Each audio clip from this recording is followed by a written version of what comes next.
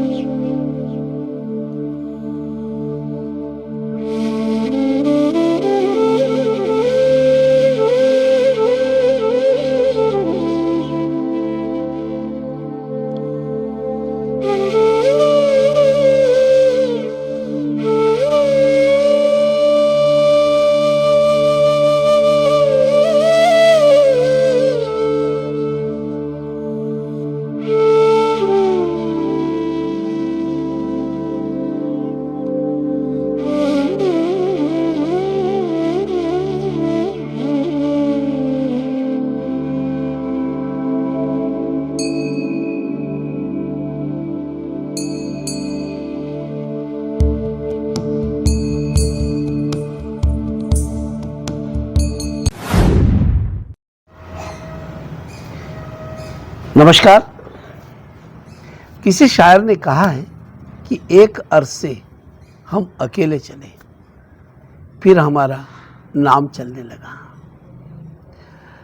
अपनी पहचान को समाज, शहर और क्षेत्र में विकसित करना या अपनी पहचान को निर्मित करना कोई छोटा काम नहीं होता है, बड़ा काम होता है। समर्पण, त्याग और अनेक कृतित्व से गुजरना पड़ता है, तब जाकर के एक नाम होता है।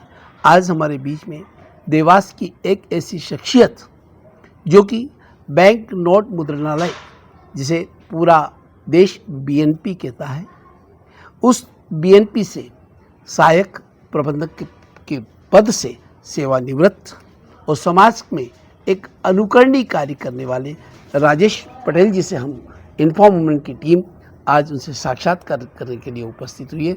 पटेल साहब, आपका बहुत बहुत स्वागत है और अभिनंदन है। बहुत बहुत धन्यवाद। आज हम जिस पर्यावरण की ग्रीन वैली में बैठे हैं, ये राजेश पटेल साहब का निवास स्थान है। राजेश पटेल साहब प्रेस जगत के एक ऐसे, ये कहना चाहिए कि एक ऐसे प्रेस जगत को परिभाषित करने वाले व्यक्तित्व हैं। जबलपुर में प्रेस में काम करने, प्रिंटिंग प्रेस में काम करने के बाद हम अक्सर देखा करते थे कि देश की एक बड़ी दो पत्रिकाएं होती थी, मुक्ता और सरिता। उस मुक्ता और सरिता का प्रकाशन दिल्ली से होता था और दिल्ली से होने के साथ साथ आप उस कला में माहिर हैं कि शब्द शब्द को चुन करके अक्षर को गढ़ना और उन अक्षरों के साथ उस किताब को प्रकाशित करना जो आज देश की लोकप्रिय किताब रही है, उसमें बड़ी भूमिका निभाने वाले राजेश पटेल साहब आज हमारे बीच में हैं। पटेल साहब, बताइए, ये शून्य से शिखर तक का जो सफ़र है, आपने कहाँ से शुरू किया, आपका परिवार का बैकग्राउंड क्या रहा और किस तरह से आप देवास में एक पहचान आपने बनाई है, ये सफ़र आपका किस तरह से तय हुआ है? मैं बहुत बहुत धन्यवाद आपका। बड़ा अच्छा आपने प्रश्न मुझसे पूछा है उपाध्याय जी। एक्चुअली बेसिकली मेरा जो निवास स्थान है, मैं जबलपुर का रहने वाला हूँ और मेरा जो बर्थ प्लेस है, जबलपुर के पास हमारा एक विलेज है मुर्रई। तो मेरे जीवन की शुरू की 3 साल की शिक्षा तो वहीं गांव पे हुई मेरी।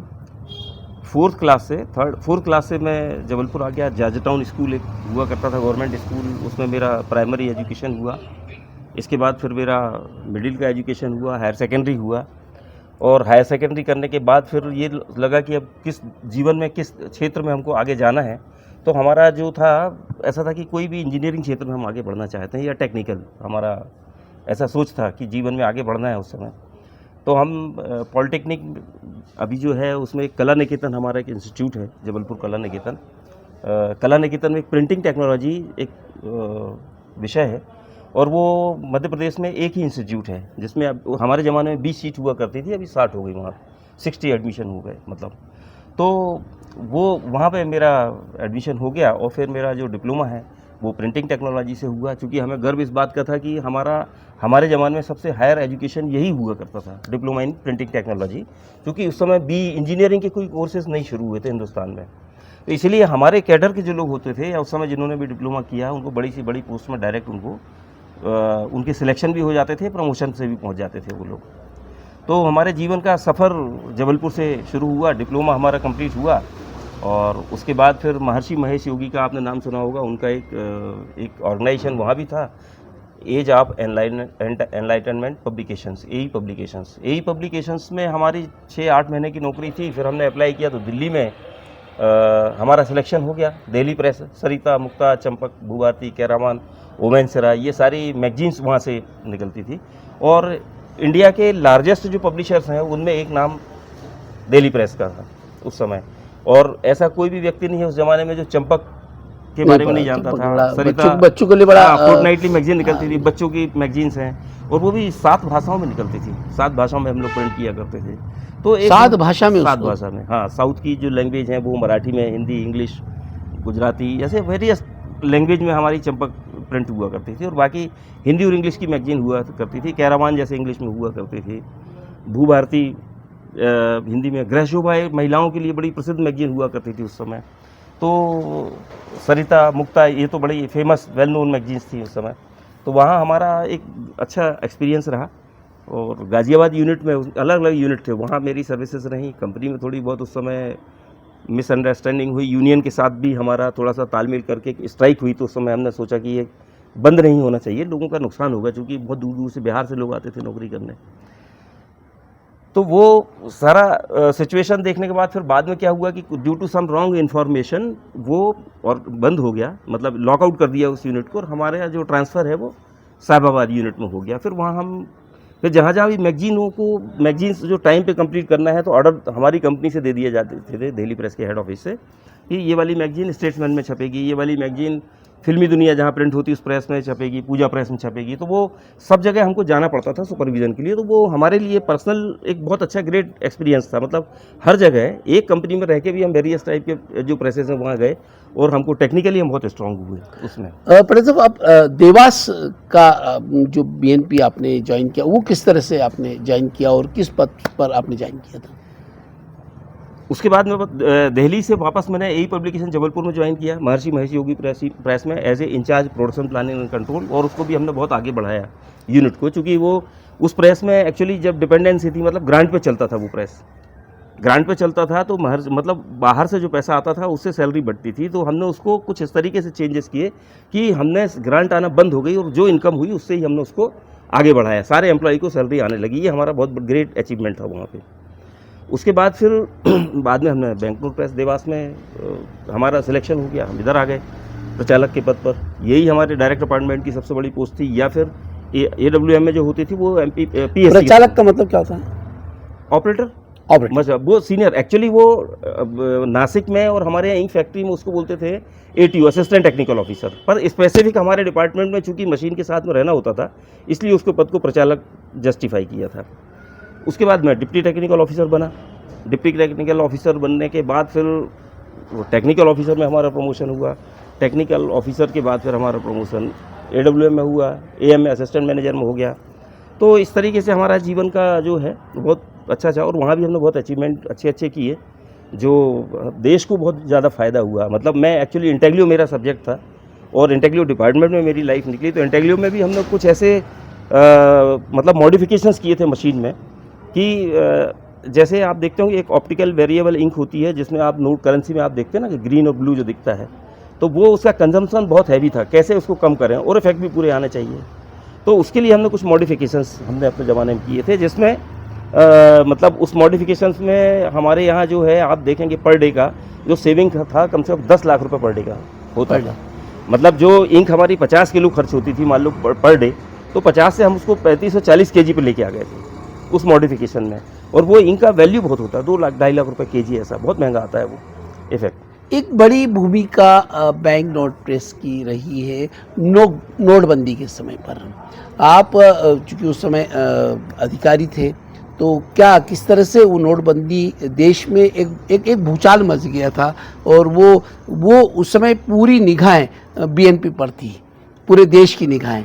तो आपने उस समय किस तरह कार्य किया था? बड़ा विषम परिस्थिति थी उस हाँ, वक्त। ये रियली बहुत अच्छा आपका जो प्रश्न है। और एक्चुअली क्या है, हिंदुस्तान में नोट छापने के जो है 4 प्रेसेस हैं, जिसमें सिर्फ करेंसी प्रिंट होती है। देवास, जो कि ड्यू टू इंटेग्रिटी प्रोसेस सबसे पुराना यूनिट है उस प्रोसेस का, मतलब नोट का बनाने वाला, और मॉडर्न यूनिट है देवास। दूसरा है नासिक। इसके बाद ये टेक्नोलॉजी नासिक में गई, हालांकि नासिक ब्रिटिश टाइम का प्रेस है। और नासिक के बाद फिर आरबीआई ने अपने 2 प्रेसेस खोल लिए थे। तो एक है हमारा मैसूर में उनका, और दूसरा है सालबोनी में, वेस्ट बंगाल में। 4 यूनिट थे। 4 यूनिट पर ये बहुत ग्रेट प्रेशर था, क्योंकि किसी भी यूनिट में ये नहीं मालूम था कि ये नोटबंदी होने वाली है। और काम तो पहले से उस विषय पे चल रहा था, क्योंकि कभी भी नोट के डिज़ाइन शुरू से एक से नहीं रहे। बीच बीच में 10-5 साल 20 साल में कुछ ना कुछ उसमें परिवर्तन होते अच्छा, हैं। ये आपको जो बीएनपी के जितने भी अधिकारी हैं, आपको स्मरण था कि इस तरह का हो सकता है, एकदम से प्रधानमंत्री नरेंद्र मोदी एक बड़ा फैसला ले लेंगे? नहीं, ये किसी को कानो कान खबर नहीं थी, कुछ भी नहीं मालूम था। रूटीन में जैसा चलता है वैसे ही चलता रहा। वो तो जिस दिन डिसीजन हुआ उसके बाद तुरंत ऑर्डर आया कि ये जो भी चल रहा है सब बंद। मतलब नया जो डिज़ाइन से हम लोग जो डेवलपमेंट कर रहे थे या जो प्रिंटिंग कर रहे थे, खाली वो कंटिन्यू रहेगा। अप्रॉक्सीमेट पुराना तो कुछ था नहीं हमारे पास, नए की भी हमारी तैयारी चल रही थी, लेकिन पूरी ताकत से हमको तैयारी करना पड़ी। 24 आवर्स प्रेसेस चलते थे। वो ऐसी हालत थी कि सेना के जवानों को भी बुलाना पड़ा हेल्प के लिए, कि भाई थोड़े से मैन पावर चाहिए, अचानक हेल्प कहाँ से मिले। तो उन लोगों की भी सहायता उस समय बहुत अच्छी रही। सेना से जो, आर्मी से जो लोग आए थे, काफ़ी अच्छी टीम आई थी। मतलब वो हमारा लाइफ का एक ऐसा एक्सपीरियंस रहा है कि वो 24 आवर्स काम करने का जो एक 24 घंटे का? 24 घंटे प्रेस चलती थी, नॉन स्टॉप। मतलब ओवरलैपिंग चलती रहती थी। और हम लोगों की भी ड्यूटी ऐसी थी ना कि हम, मान लो, ड्यूटी का कोई टाइम नहीं रहता था। हम एक बार गए, वापस आने का कोई समय नहीं था। और आके हम, मतलब घर में खाना खा के अगर सो रहे हैं, तो रात में भी अगर नींद खुलती थी तो भी हमको यहाँ से सिचुएशन लेना पड़ती थी, कोई प्रॉब्लम तो नहीं है, सब ठीक चल रहा है, कितना प्रोडक्शन हुआ, कितने मिलियन पहुँच गया। तो वो एक ग्रेट, मतलब ऐसा समय था जिसमें बहुत सब लोगों ने, पूरे बैंक नोट प्रेस के हर एक एम्प्लॉई ने, हर एक ऑफिसर ने, मतलब टॉप टू बॉटम सब ने पूरी ताकत से मेहनत करके, और जो भी हमको टारगेट मिले वो उसको पूरा अचीव किया। एक मेरा प्रश्न है, ये तो सेवा का एक बड़ा प्रकल्प है, जो दायित्व आपने बड़ी शिद्दत के साथ निभाया। आप देवास में संगीत के क्षेत्र में दिखते हैं, कभी सेवा के क्षेत्र में दिखते हैं, मानस के माध्यम से आप बड़ा काम कर रहे हैं, झुग्गी झोपड़ी बच्चों को। ये किस तरह से ये रचनात्मक गतिविधि करने की प्रेरणा कैसे आई, और किस तरह से आपने आगे बढ़े हैं? और आज आप पर्यावरण के क्षेत्र में भी आप बड़ा काम कर, शंकरगढ़ की पहाड़ी पर कभी आपके फ़ोटो हम अखबारों में देखते हैं, कभी हम सोशल मीडिया पर देखते रहते हैं। तो ये इस तरह के बड़े काम जो है सेवानिवृत्ति के बाद आप कर रहे हो, वो किस तरह के कार्य? देखिए, ये क्या है, मन में अगर कोई आपका विचार होता है या स्वभाव होता है, तो जब भी समय मिलता है तो व्यक्ति उसमें आगे बढ़ने की कोशिश करता है। हमने वो वही किया। पर्यावरण का तो आप देख रहे होंगे, हमारे जैसे आप घर में बैठे हैं अभी, तो ये जितना ग्रीनरी दिख रहा है, जैसे मेरी वाइफ का पर्यावरण से बहुत लगाव है। और ये जो जितना भी ये उन्होंने मेंटेन किया है घर में ग्रीनरी, मतलब 100% उनकी मेहनत रहती है इसमें।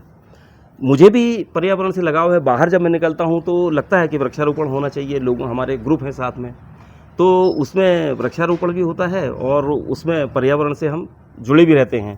तो ये हमारा एक पर्यावरण से, मतलब पारिवारिक एक बहुत बड़ा लगाव है, इसलिए हम उस फील्ड में काम करते हैं। परिवार पूरा आपका पर्यावरण के क्षेत्र में काम कर रहा है। बिल्कुल। पर एक और प्रश्न, ये तो पर्यावरण की बात हुई है, एक प्रश्न, संगीत का आपके कैसा पारिवारिक बैकग्राउंड है? कि जहाँ बच्चा भी एक समय जब छोटा था तो बाल कलाकार के रूप में बड़ा प्रसिद्ध हो चुका था ऋषभ, और आज वो अमेरिका में है।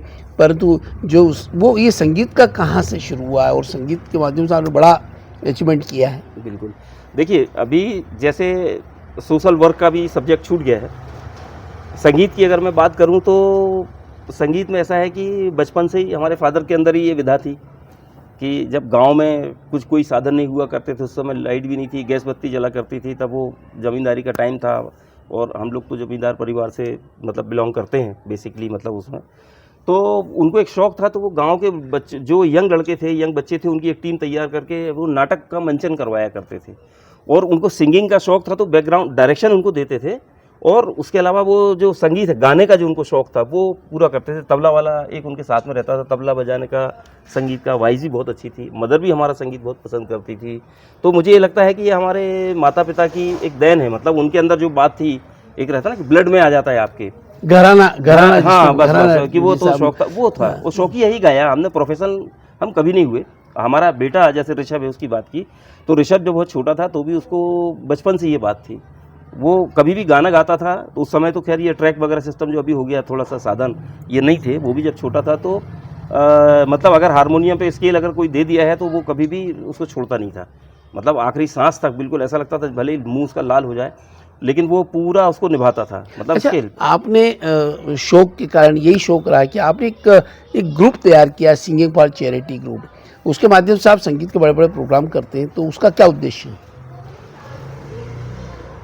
उसमें भी हमारा सिर्फ यही उद्देश्य है कि सिंगिंग फॉर चैरिटी में हम लोग क्या साल भर में एक ऐसे प्रोग्राम करवाते हैं जिसमें वर्ल्ड म्यूज़िक डे के दिन पूरे दूर दूर से लोग आते हैं। मतलब मैं समझता हूँ शाहजहाँपुर से, उज्जैन से, इंदौर से, इनका हम प्रोग्राम तो करवाते हैं। उसके अलावा हमारे ग्रुप में बहुत सारे कलाकार जो जुड़े हुए हैं, प्रोफेशनल नहीं है हमारे साथ कलाकार, मतलब उनको आय नहीं चाहिए। नहीं, उसमें एक चैरिटी शब्द जुड़ा हुआ है। चैरिटी शब्द जुड़ा हुआ है, इसलिए क्या होता है कि सपोज अगर किसी ने बुलाया कि हमारे यहाँ कोई खुशी का कार्य है और हमको ऑर्केस्ट्रा लगाना है या हमको कुछ इस तरह संगीत का प्रोग्राम देना है, तो वो हमारे लोग जो हैं, जो शौकिया है, वो जाते हैं। मैं तो इस तरीके के प्रोग्राम में जा नहीं पाता हूँ क्योंकि समय उसकी आय का क्या? उसकी जो आय होती है वो आय हम गरीब बच्चों में खर्च करते हैं, गरीब बच्चों, हाँ, झुग्गी बस्ती के बच्चों के एजुकेशन। हमने एक बात सुनी है कि आपने एक दो बच्चे ऐसे थे जो झुग्गी झोपड़ी में रहते थे और वो बड़ा आपका जो एक बड़ा सेवा का कार्य हुआ है, वो क्या घटनाक्रम थी कि आज वो बच्चे इंजीनियर है और बड़े स्तर पर वो आप काम कर रहे हैं? वो एक राजेश पटेल साहब का एक बड़ा अचीवमेंट रहा है उस बच्चों को एक प्लेटफॉर्म देने पर और भविष्य सुधारने में। हाँ, वो समाज सेवा का तो पहले से था।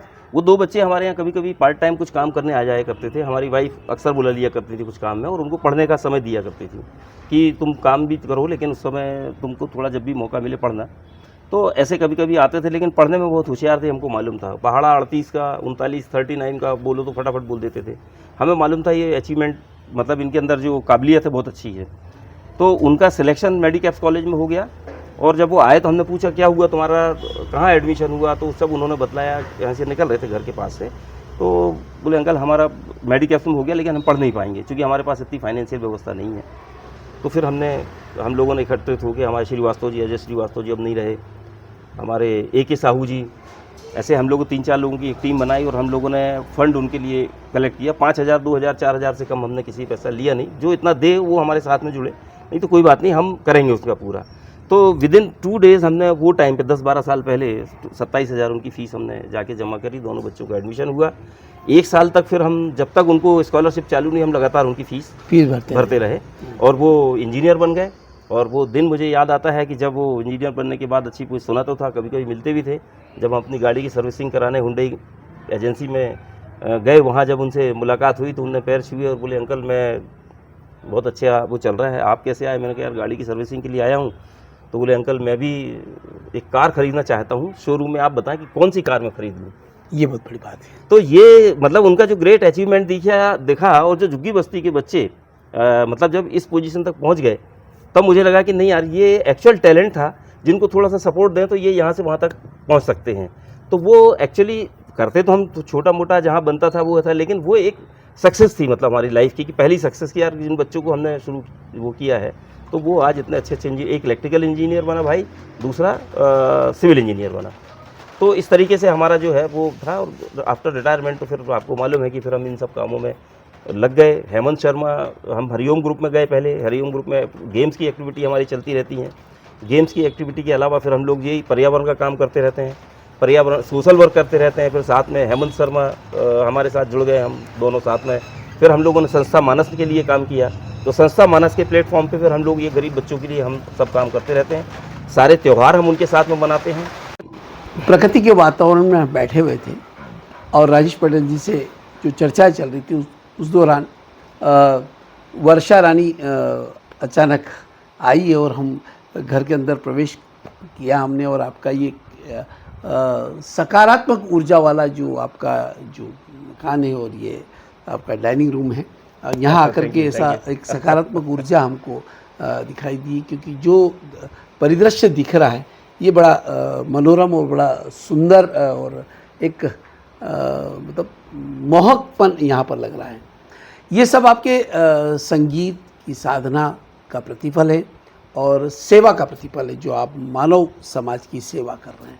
बड़े साहब बात बता रहे थे कि मानस के माध्यम से आप, एक मुझे बात बताइए, कई बार हमने देखा है कि जब दीपावली आती है तब आप पटाखे अपनी कार में रखते हैं, बहुत सारी मिठाई का पैकेट आपकी कार में दिखाई देते। कई बार आप हमें अचानक मिल जाते हैं तो हम देखते हैं और हम पूछते हैं आपसे कि ये इतनी सारी मिठाई लेकर के और इतने सारे पटाखे लेकर के, हज़ारों रुपए के पटाखे या हज़ारों रुपए की मिठाई लेकर के आप कहाँ जा रहे हैं?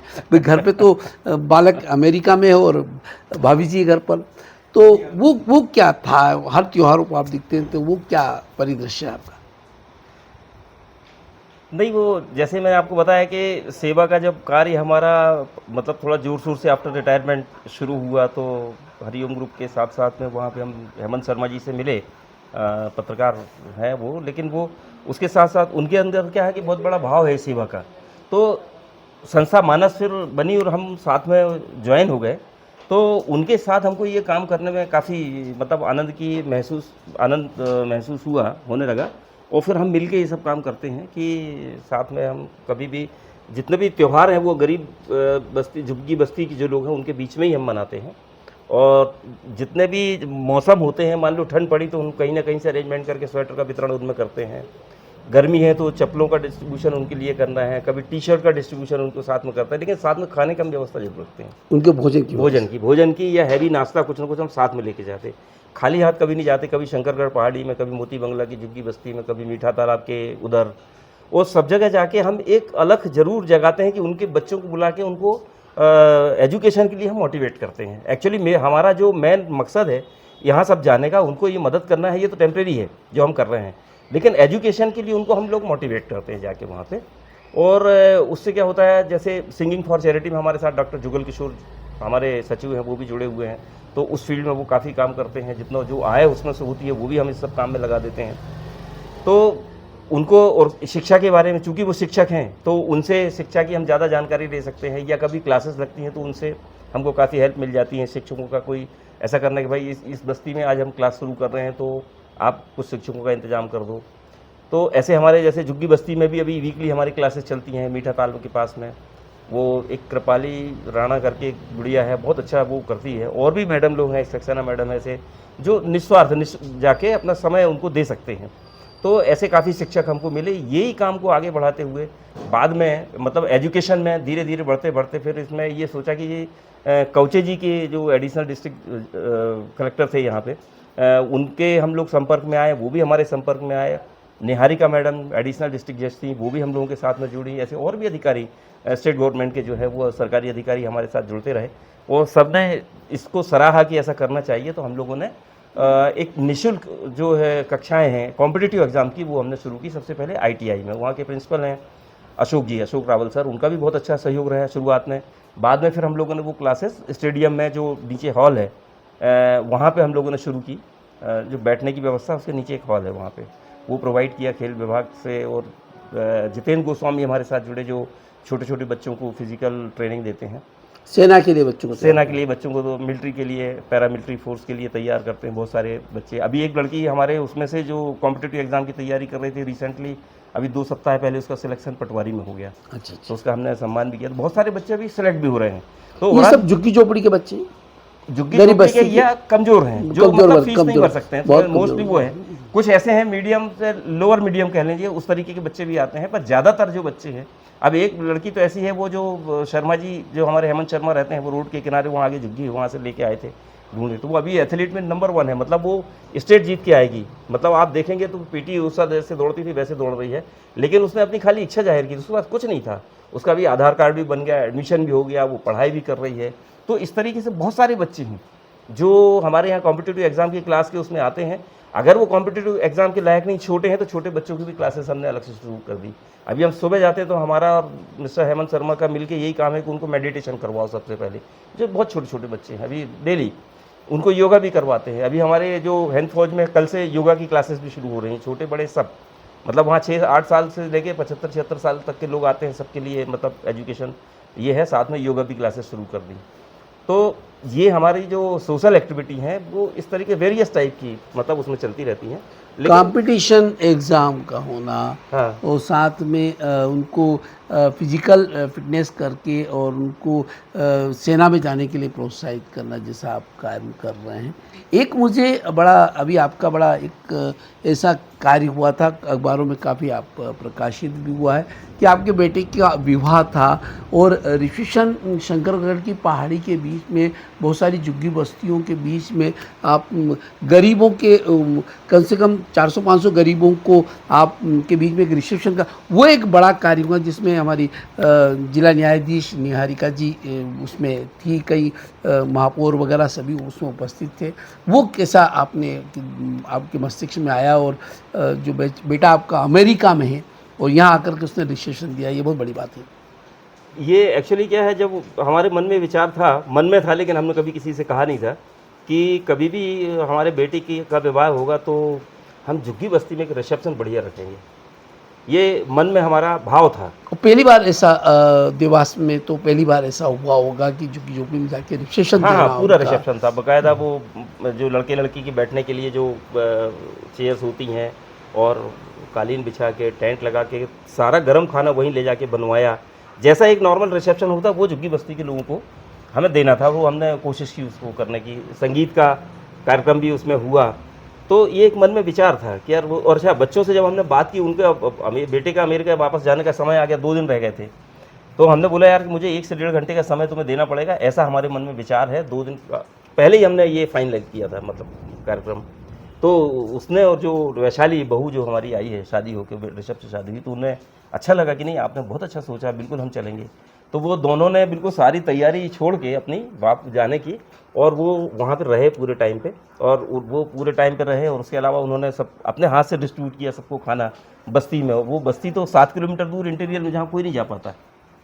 तो वहाँ जाके वो इतना एक अच्छा कार्यक्रम सफल रहा। संगीत का कार्यक्रम भी हुआ, उन लोगों ने बहुत एंजॉय किया कि जितने छोटे छोटे बच्चे हैं सब तैयार बस्ती के होके आए, उन्होंने खूब डांस किया, बड़े नए वस्त्र पहन के आए और डांस किया। तो एक वो लाइफ का मतलब ऐसी एक यादगार है कि जो कभी नहीं भूलेंगे कि यार देखो रिसेप्शन हो तो ऐसा होना चाहिए। और थोड़ा हमारा एक मोटिवेशन भी था कि बहुत आपके मीडिया ने भी काफ़ी उसको स्थान दिया, सभी न्यूज़पेपर में आया, आप लोगों ने देखा होगा, तो वो भी एक अच्छा लगा। तो उसमें पर्पज़ ये नहीं था कि वो हमारा प्रचार प्रसार हो, उसमें पर्पस ये था कि हम लोग इतना खर्चा विवाह में अगर खर्च करते हैं बच्चों की शादियों में, तो ये बेचारे इनके लिए भी हमें थोड़ा सा ये वहाँ तक पहुँच नहीं पाता, करना चाहिए। तो वो एक बहुत बड़ा सफल रहा। और हमेशा बच्चे भी अभी हमारे जैसे वहाँ विदेश में है, अमेरिका में है बेटा बहू, तो वो लोग इस की चर्चा जरूर करते हैं कि वो एक बहुत अच्छा रिसेप्शन हुआ। जबकि मैरिज वहाँ जबलपुर में ही वहाँ हुआ, देवास में भी एक रिसेप्शन हुआ, लेकिन एक स्पेशल रिसेप्शन जो है उनके लिए रखा। और उसके बाद फिर क्या हुआ कि हमारे साथ बस्ती के छोटे छोटे बच्चे ग्राउंड पर रहते हैं, तो उन्होंने बोला कि हमारी पार्टी तो सर हुई नहीं है, कुछ हमारे लिए भी होना चाहिए। तो हमने कहा नहीं तुम्हें भी देंगे। फिर बच्चे तो हमारे चले गए थे, लेकिन एक होटल में हमने उनके लिए, होटल अविरत में 100 बच्चों को हमने 100 बच्चों को झुग्गी बस्ती के बच्चों। ये राजेश पटेल साहब जिनसे हमारी बहुत सार्थक चर्चा हुई है, और देवास का एक ऐसा आइकॉन है जो कि जिसने जहाँ भी कार्य किया, किसी ने कहा है कि सूरज का अपना मकान नहीं होता, जहाँ भी जाता रोशनी फैलाता है।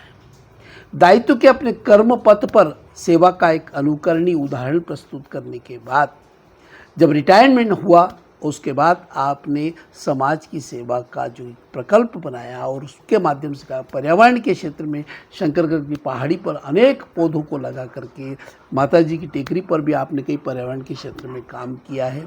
उसी के साथ आपने जो एक बहुत बड़ा काम किया है कि झुग्गी बस्ती के जो वो लोग जिन्हें कभी रिसेप्शन के बारे में मालूम ही नहीं होता है कि किस तरह के रिसेप्शन होते हैं शादी में, उनका आपने अपने बेटे के विवाह के अवसर पर उनको रिसेप्शन दिया, उनको बुलाया और उनका मान सम्मान किया। कहते हैं कि अगर गरीबों का जो सम्मान करता है, गरीबों का जो मान करता है, वही ईश्वर की सच्ची आराधना होती है। और आपने बहुत ही बड़ा कार्य किया है। पटेल साहब, इन्फॉर्म वुमन में आपका जो साक्षात्कार हुआ, ये हमारे लिए सौभाग्य की बात है। बहुत बहुत धन्यवाद। Thank you very much.